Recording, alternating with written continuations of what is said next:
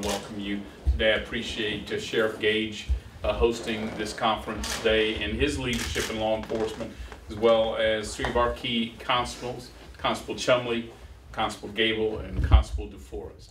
The reason I'm here today is that on February 27th, funding for the Department of Homeland Security will run out. There's absolutely no need for that to happen. The House has acted more than a month ago to fully fund the Department of Homeland Security, Customs and Border Patrol, as well as ICE, key parts of our national security. And for a month, that bill has sat in the Senate. Our legislation goes further than merely funding the Department of Homeland Security.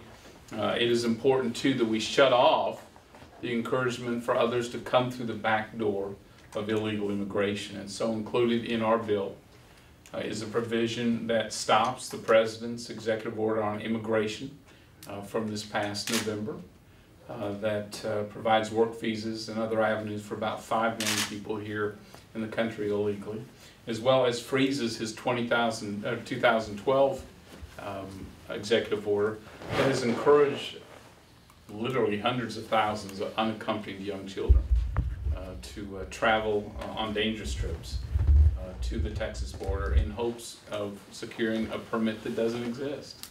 And so we've taken the steps of not merely funding Homeland Security, but also helping restore the checks and balances of the Constitution. The President wants to address the immigration issue, which he should. The constitutional way is to come to Congress. No president, including this one, has the right to make up laws if they choose, or to choose to ignore others they don't like. And so the Senate has 5 times tried to begin debate on this measure over the past month. 5 times the Republican majority has been blocked from even starting the debate. They have another opportunity to do that. They go back to work Monday. They have the whole week to take up this bill. I'm hopeful that Senate Democrats will stop playing politics with Homeland Security, allow this measure to be debated. They may or may not agree with the House. That's fine. That's a constitutional right. But they have a responsibility to act, to deliver some bill out of the Senate that the House can take up. And I'm hopeful if they pass a measure, we'll be able to find common ground and get it to the President. And so my whole point today is to say, look, quit playing politics with Homeland Security. It's too important. And our local law enforcement agencies are impacted by Homeland Security. Big time. Big time. And so it's important for lots of reasons. Because law enforcement really is a cooperative team effort, and these 4 law enforcement leaders have made that a key part of their leadership, and that's why we're frankly safer in Montgomery County. And so with that, I'd like to stop. Sheriff, any of our leaders want to make a comment at this point, or we can take questions from the press? That would be fine. Well, we've had a chance, all of us have had a chance to talk about the impact of Homeland Security, the impact of law enforcement challenges that spread from Houston to our region. And so again, I really believe we need to shut the back door of illegal immigration so we can keep open the front door of legal immigration, which, by the way, that front door is broken and needs to be fixed. And this is key. This is a key element of it, securing those borders. So let me stop and take some questions, thoughts. You need to start with just sort of spelling out why the fund would run out on February 27th when you say that. Yeah, before Congress adjourned last session, it funded, Republicans and Democrats, and with the signature of the President, funded the entire budget for the year except for the Department of Homeland Security. That was given a 2-month extension so that this new American Congress, the one that was elected in November, would have an opportunity to not only determine funding for Homeland Security, but we'd have a full and open debate on the merits of the President's executive order. It is a controversial order. I think 8 Senate Democrats have said they believed it was the wrong way to go about the work. So the thinking was, since there was a new Congress elected, let this very important issue be debated with the new Congress. And so that's why the February 27th deadline is here. Yes, sir. Do you think that there's any chances that a lapse in funding could be mitigated in some way, or do you think we're going to go over that cliff? My thought is, why find out? Why not solve this in the remaining week? Frankly, the Senate's had a long time to take this up. I'm not asking they agree with every part of the House bill. That's not the case. But do your job. You know, begin debate, amend it if you wish, pass whatever the Senate believes is the right thing out, and then we can take it from there. I just don't see a need for the funding to lapse. If nothing comes as far as the extension next week, how will it affect local law enforcement? Great question.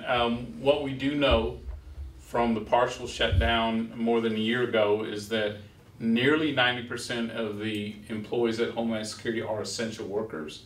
They'll stay on the job, but they won't be getting paid. And the 10% that's not getting done is a concern for me. And my worry also is that because it's a border state, you know, all of our law enforcement, as we draw troops and as we draw agencies to the border, it also puts a strain on our local law enforcement.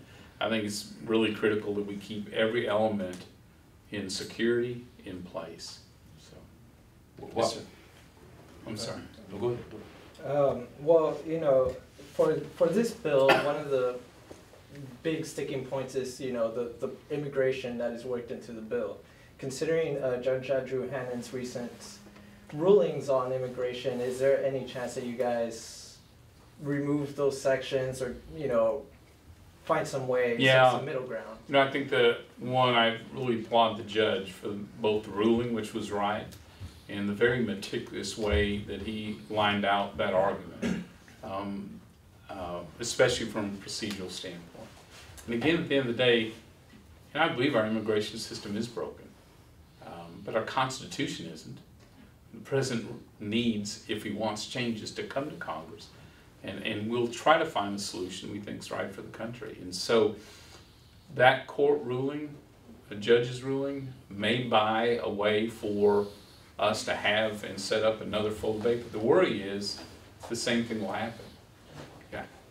Again, I don't know what the Senate will do, but stop ducking the debate on the President's immigration order. I mean, stand where you stand and let this thing go forward. If it does continue on, the Homeland Security does shut down next week. As far as local law enforcement, what about grants? Will they be just basically on hold? And I mean, how's it going to affect like Sheriff Gage here, and I mean, with deputies out here with some of the programs he's got going, the drug enforcement, the you know, the DWI task force, generally with the lake patrol, such as that. You know, I don't know the answer. Any thoughts?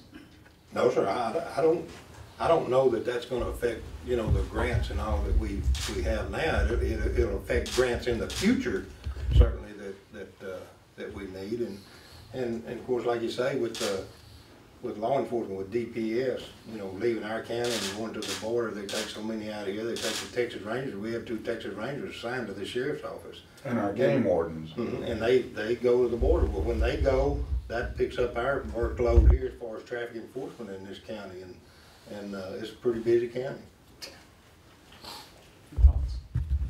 For us personally, handling. Thank you.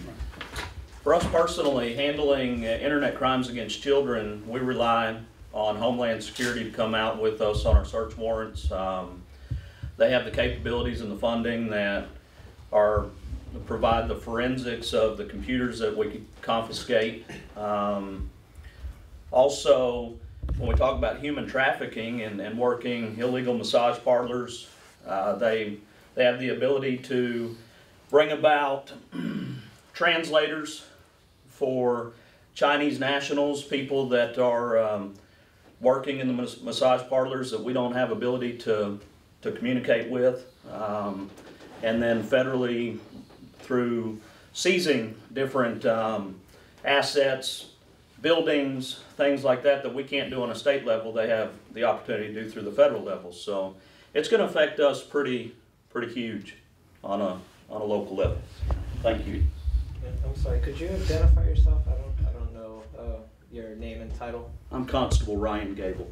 Okay, thank you. if this bill is passed, obviously the concern is that there will be no funding come this deadline. But what would the bill do? Would there be a funding increase, or is there anything of that nature? Yeah, the original funding bill I think is a very strong one, both for Customs, Border Patrol, and ICE. Clearly, the challenges along the border are still there in a very big way. We still, by many estimates, don't have operational control of the border, and it's not getting any easier. And so I believe a two-step approach, the funding in this Homeland Security bill, and the bill that the chairman of Homeland Security, Michael McCall from Texas, has filed and will be voting on in April, or perhaps later in March, frankly, may be the strongest and smartest border security bill I've seen introduced. And so we've got an opportunity both to fund it the right way and to make some of the smart changes so it's more secure for the long term. One of the things I like about the future security bill by Chairman McCall is that it puts in objective measurements on whether we really are controlling the border. Right now, the same administration that's doing the monitoring is telling us it's secure. I think the American public, certainly I would feel more comfortable if there was an independent, objective assessment if they're getting the job done or not. So. Does it seem like, well, it seems apparent that the kind of the gridlock issue for you guys is the immigration issue in the border? From at least from your conversations with colleagues and from with any senators, is that where's sort of the common ground? What is it that they want from you guys? It's clear what you want from them. Yeah.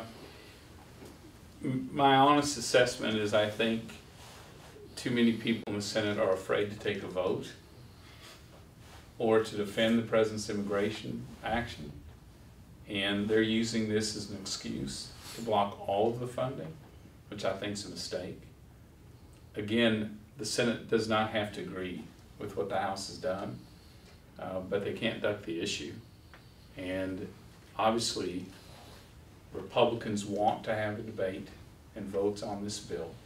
And I think it's best for the American people that go ahead right now.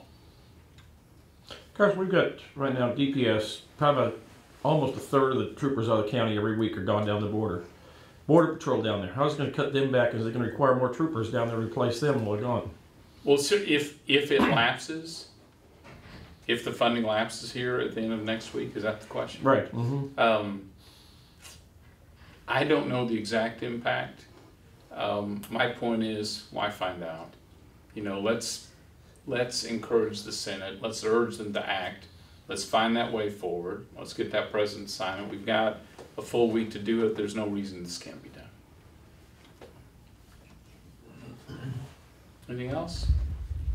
Thank you all very much. And again, I'll tell you, we're really fortunate in Montgomery County. We've got experienced, proven law enforcement leaders who collaborate with each other. They keep me so well informed about the challenges they've got and how they work with the federal and state agencies. So again, I'm really fortunate to be standing here with some real law enforcement leaders. So thank you all very much. Thank you. Thank you. And then all of a sudden, baby is a citizen of the United States. And you can't deport any of them. What you guys do is so